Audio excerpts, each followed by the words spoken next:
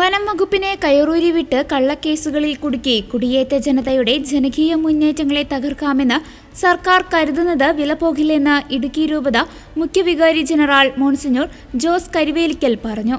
കത്തോലിക്ക കോൺഗ്രസ് ഇടുക്കി രൂപത സമിതിയുടെ നേതൃത്വത്തിൽ പൈനാവ് വെള്ളപ്പാറ DFO ഓഫീസ് പടിക്കൽ നടന്ന പ്രതിഷേധ ധർണ ഉദ്ഘാടനം ചെയ്ത് സംസാരിക്കുകയായിരുന്നു അദ്ദേഹം.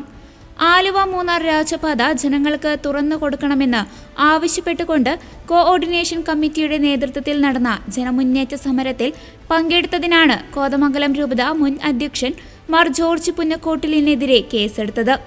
രാജഭരണകാലത്ത് നിർമ്മിച്ചതും പതിറ്റാണ്ടുകളോളം ജനങ്ങൾ ഉപയോഗിച്ചതുമായ രാജപാത കയ്യേറിയിരിക്കുന്നത് വനംവകുപ്പാണെന്ന് അദ്ദേഹം ആരോപിച്ചു.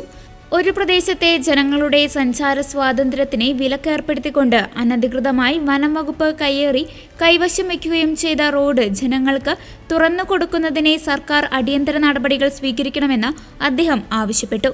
കത്തോലിക്ക കോൺഗ്രസ് രൂപത പ്രസിഡന്റ് ജോർജ് കോയിക്കൽ പ്രതിഷേധ യോഗത്തിൽ അധ്യക്ഷത വഹിച്ചു. PWD റവന്യൂ രേഖകളിൽ റോഡ് എന്ന് രേഖപ്പെടുത്തിയിരിക്കുന്ന രാജപാത വനംവകുപ്പിന്റേതാണെന്ന് നിയമസഭയിൽ പ്രസ്താവിച്ച വനംവകുപ്പ് മന്ത്രി ജനങ്ങളോട് കള്ളം പറഞ്ഞിരിക്കുകയാണെന്ന് അദ്ദേഹം ആരോപിച്ചു. ഈ വ്യാജ പ്രസ്താവന നിയമസഭാ രേഖകളിൽ നിന്ന് നീക്കം ചെയ്യണമെന്ന് കത്തോലിക്ക കോൺഗ്രസ് രൂപത പ്രസിഡന്റ് ആവശ്യപ്പെട്ടു.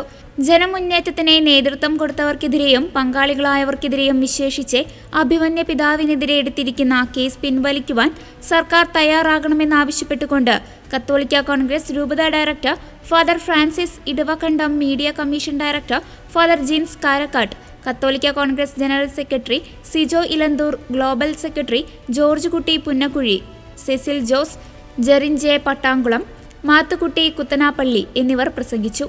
വനം വകുപ്പിന്റെ പകപോക്കൽ നടപടിയിൽ പ്രതിഷേധിച്ചുകൊണ്ട് കത്തോലിക്ക കോൺഗ്രസ് ഇടുക്കി രൂപത സമിതി നടത്തിയ പ്രതിഷേധ മാർച്ച് വെള്ളാപ്പാറ കൊലുമ്പൻ സ്മാരകത്തിൽ നിന്നും ആരംഭിച്ചു. മാർച്ച് റവറൻ ഫാദർ ജോസ് ചിറ്റടിയിൽ രൂപത പ്രസിഡന്റ് ജോർജ് കോയിക്കലിനെ പതാക കൈമാറി ഉദ്ഘാടനം ചെയ്തു.